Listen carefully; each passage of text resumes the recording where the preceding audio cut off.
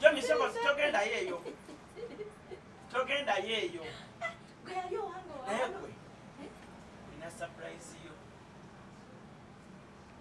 Ona kulwalero naye waliwo agenda okujja. Mokwano bwebibera mu abasajja tokawana. Oyita naawo notambula n'ogenda. Nze surprise mpozi nga ya mukazi oba ng'evudde wakyali wange. Nebibera mu omusajja. Oyitaawo. Kikyotegeeza. Sagala surprise kemwe baba tonde kisajja. Oyitaawo. Wako abasajja. Baba Dalus. Twagala surprise nemwe ba musajja. Sagala. Amajangu. Kuba gwenina mumanyi takola ki? Tabikolera kwa majangu. How are you?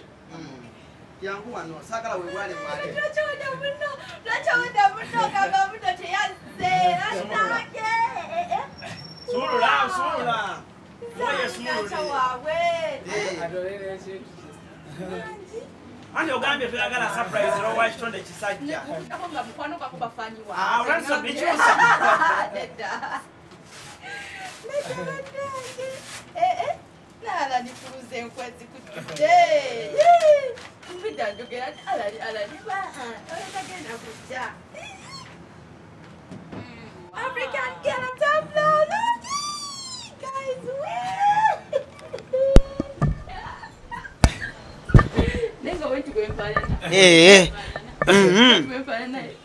Wogambye tuyagala surprise eva wachitonde kisajja. Ngati ngamanyi bano abasajja bine by'abasajja bano. You know, nakowa. Siyagala kuntambala. General. Wamanga tulaba. Olwairo nkedde wano wa Jommie. Thank you so much. Oh, Bambi. Kati, what inspired you okunsiiga? Bingi nnyo. Byogere. Ekisooka bulungi bwo. I'm beautiful. Yeah, so beautiful. Olimba nawe. Ndi beautiful. Banango olimba mwana gwe. Ala ni olaba otya. Ndi mukazi mulungi. Nnyo. Bako bakutwala dda. I'm taken. Ndi mukazi alina omwana. Omukazi azaddeko omwana asoobera nga akyali awo. Thank you banange. Kati reason endala bulungi otyo. N'empisa zo. Ayina empisa. Azina. Nze mu following nnyo. Nina empisa alani. Following nnyo gali ku muziki ogwo. Nze mu following nnyo. Ate mwagala nnyo. Zamanya kubwani. Beka. Yeah, Oma Mujuni Bike. Nze ndi fine artist, nkolera wane Kasubi ku Petro City. Ku namba ya Mujuni Beka. Mujuni Beka, you do this as a business. Naye kino wakinkoledde nga nze Nankya waabwe. Nzani Nankya waabwe. Bambi kitata. Mujuni Bike. Bambi. Ono Mujuni ngena mufiirako oyina ofuna ba client oba baagala oba tebaagala. Ono mwana alina n'olugabirizo. Kanyanza Alan, thank you. Omwana ono yakusiiza ekifaananyi kino. Namukozeko interview. Ebifaananyi birungi bingi. Lwaki walonda mu kino? Kye nayagala kyanyumira. Kyanyumira. Ate kya pencil, purely pencil. Banange, I can't believe this. Yala. Bakubiyeko ekifaananyi bwe bati. Ate nze mbere no makava gafe nze ndi ghetto youth sebo. Nze ndi ghetto youth buli kimu ekyange kama Nankya. Maka gange. Maka gange. Jogeno kisa. Yes sebo. Wow. Banange Mujuni. I'm speechless Bambi. Bulijjo nawo olabula binga bakuba baserebu abalala. Nenga ngambo wayi kale nga sibifaako nnyo nkiryabo kuba buli muntu niye Mujuni akimazeeko era nze Nankya. Anyandi bakumanyi ngo wakalacha. Naye kati nawe leero bikuweddeko. Asirina kalacha mu real life. Mujuni omanyi ngo wakalacha. Anyandi bakumanyi ngo anti in real life. Ne bali abakulaba. Nabagamba bemba nonya sente. Nankya wo ku luguudo. as long as tekimpeebudde nga kindeseemu ak'obuntu.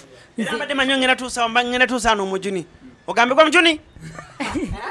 Munaye nga mbadde simumanyi. Zibadde simanyi badde era mmanyi ala nyononye eki. Onjagaza ageze no mbadde manyi ozze kubiri ebyaffe by'olugambo. Mbobufumbo bwannema abiki? Onosooke mubuuzeemu. Lwaki mu komenti zo togendamu? Togenda. Kuba ekifaananyi kino ntaddeyo nnyo emirundi egiwera n'ekikumi. Zonna posti z'oteekayo Facebook. Yeah. Wankolerako mukwano nze gola wano eno okujjako nga ngenda kukolayo live lwe ngenda nendoginga in I log in to my Facebook page nendyoka nkola gundi live naye ebiseera ebisinga posts waliwo omuntu ankolerako bambi nze no social media olozangitegera na bulungi namugambye ngenda munoonyeza buli omu awo wenagira kwe kulaba mukwano gwange ono Alan bamina musanze nakyo ng'aludde nakyo ebbanga ddene naŋŋamba Jommie ye namusiiga naye yambula banange I'm so happy mujuni mukama akuddizeewo akwene ba client abalala bangi bambi it's really beautiful nice work ono banaye you people support this guy toseera kansibye toseera nkubirako ne Malukyesa kale ye nga wa ssente Malukyesa mpozi ye muwala wammwe wangi Malukyesa mpozi ye muwala wammwe ye muwala wange okay kale awo nno ate kiba kirungi nnyo bwe banaakuba Malukyesa muwala wa Jommie ate ekintu nekibanga kitambulira ddala sinange nkuweko ku ssente naye nga nkwadde za Malukyesa tujja kuteesa kasesimu ngifunye kangitereke ojja I'll support you yes obadde osuubira ki obadde osuubira muntu kikaki omuntu ye mwennyini gwe mbadde nsuubira era omulabye bulijjo omulabira ku TV naye kati ate kyansusa ate omusinkana ate netuseme bwali ku TV bwali bwatyo bwali takyuse oyina omukyala nze muyina ng'osoose kuddamu nze soose kuwulira nti olina omukyala saagala muntu ate agambe nti yamuwa ekifaananyi ate amugwana saagala bintu byangeri eyo nina omusajja Alan Jommie tumira ku musajjawo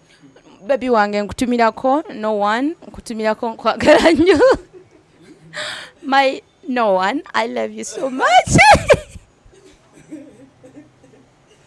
kale nze kantumire ku mikwano gyange egy'enjawulo okuva mu nsi ez'enjawulo waliwo abali e UK mikwano gyange mbatumiddeko nnyo abali mu America naye mikwano mingi naye musajja wange bamuyita Shani gyali bulungi nnyo ebintu abitambuliza ddala bulungi nnyo kakwano kange bakayita Janat she's beautiful ninayo namulindwa mukwano gwange oyo naye gyali bangi nnyo but otherwise abantu bawe enamba eri 750 Janat gwe ninayo mu America as my sister and then pose n'emikwano gyange ba clients tolinayo mulenzi mu America nga mukwano taliyo sina gwe mmanyiyo gwe olina gwe manyiyo abange bali wano Uganda tutoba tata omwana ali wano Uganda mutoba namba eri 750 50 1408 nange kantumireko ku mukwano gwange ali Sakiki Mama Charity ali Dubai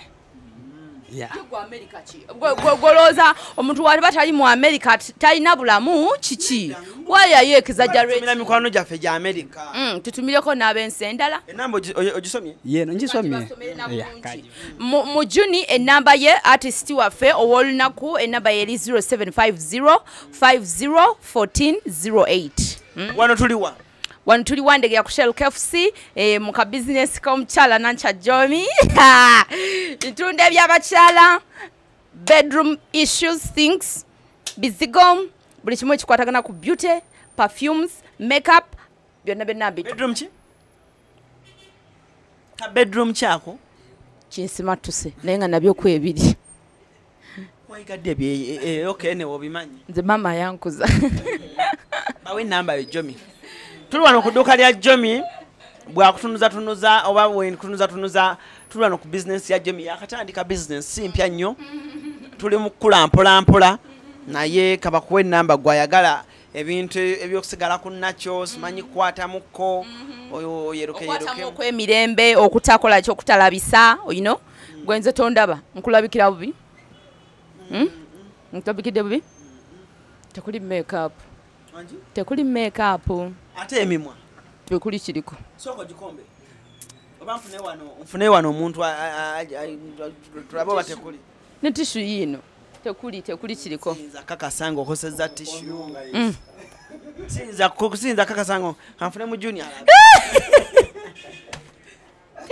it is 0700 90 11 37 onena kakola pink lips bulungi nnyo nina omanyi waliwo abaana babadde bali confused kati nina eno product enekola you have the best pink lips in you ever no my lips were not naturally pink no abantu abesiga ebizigo bakimanyi owesiga ekizigo emwanga giddugala but you use pink lips to avoid that kano waliwo kano nakuka pink lip naye tekali permanent kali non permanent then waliwo kaneeno ka pink lip nako kano ke bayita permanent pink lip. I have 2 types of pink lips. Why are you looking at me? Leta jangu nawe nkukoleko obumwa. Jangu nkukoleko obumwa. Pink lip. Wadde ogamba bukolako badde mmanyi nti ate mbulete essaawa zino kale surprise. I was unaware badde mbyange netegekera swala ndi mulokole naye just badde netegekera swala wamma kale byebyo Jommie mazo mu delivering ekifaananyi mu Juni ngenda muntu ala ku celebrity wego yakuba n'agaano ne ekifaananyi kye kati bwe tuvaano tugenda wa Levikson sikyo bas tova kati bakoye ekifaananyi genda awo tubatere kishanyi sura kishanyi kyawo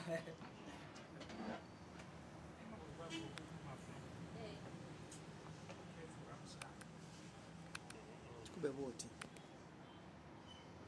kisamwesi